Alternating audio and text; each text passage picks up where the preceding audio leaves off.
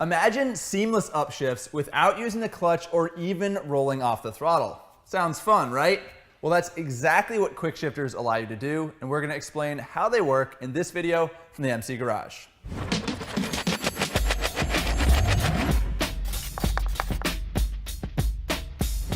Heyo! Welcome back to the MC Garage. If this video gives you a touch of deja vu, that's because we've already covered clutchless shifting and how motorcycle transmissions work.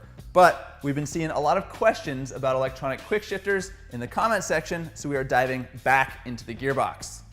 Like radial brake calipers, inverted forks, and single-sided swing arms, this technology was born at the track from a desire for faster lap times. But this tech has trickled down to the street, and I love that we're seeing it on so many different models because quick shifters are so much fun to use.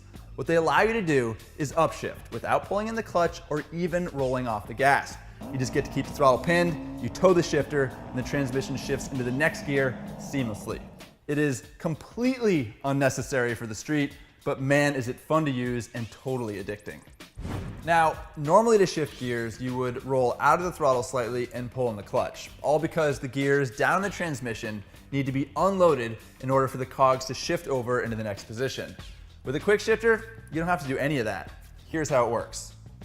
There's a sensor integrated into the shift linkage that detects when the shifter moves and cues the bike's ECU to momentarily interrupt ignition spark. So right as you're towing the shifter, there's a milliseconds long pause in power that unloads the gears just long enough for them to slip into the next position. No clutch or throttle blip required. Airing the throttle to upshift may only take a split second, but those half seconds add up when you're racing.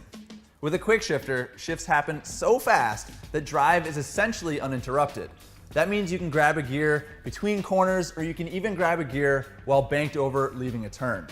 Quick shifters also free up attention, since shifting goes from an action that requires two synchronized motions to one independent movement. On the street, none of that stuff really matters, but quick shifters are still a fun, convenient feature and an easy way to make any motorcycle feel sportier.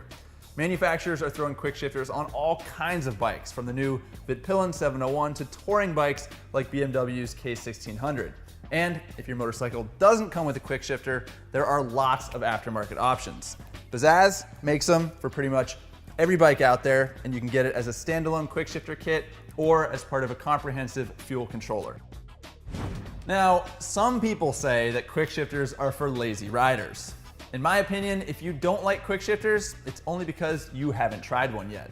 Honestly, they're a lot of fun, even if you don't consider yourself an aggressive rider. The only real drawback to regularly using a quick shifter is that your throttle and clutch finesse skills might get rusty, and that's a legitimate concern. Other than that, some bikes just don't like quick shifting, especially at lower RPM. Luckily, most aftermarket kits allow you to program the ignition cut time as well as the sensitivity of the shift sensor, so you can fine-tune the functionality for the way you ride. And if you are wondering about auto blip downshifting, that is the cutting edge of electronically enhanced gear changes. Auto blip comes on a few bikes as standard, and there are aftermarket kits, but the motorcycle has to have ride-by-wire throttle so that the controller can auto blip the throttle plates so the bike can shift into the lower gear. It is seriously trick stuff, and likewise a lot of fun to use. So there you have it, a quick survey on how quick shifters work and why you should try a bike that has one. As I mentioned before, we covered this topic because you guys asked about it, and we love to encourage curiosity about motorcycles. So if there's a technology or a procedure or a how-to that you want to see us cover, leave it in the comments section. As always, thanks for watching, and until next time, ride safe.